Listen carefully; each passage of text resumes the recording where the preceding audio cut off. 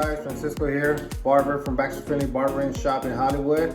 And I'm just gonna give you guys some pointers on how to maintain your look while you guys are in quarantine mode and can't attend to your barber. So one of the things that I like to use is a small mirror. I use this small mirror to be able to look into the bigger mirror. And small T outliner, this should be able to help me out.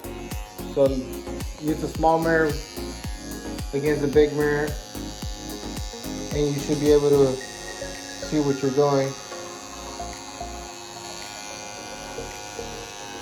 Just going in gentle.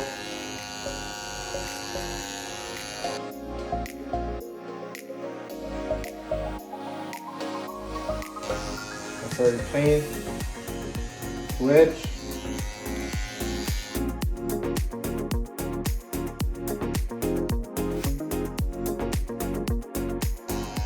Clean up your neck. Make yourself look more presentable on your couch. You can do the same thing for your beard if you want to clean up your beard.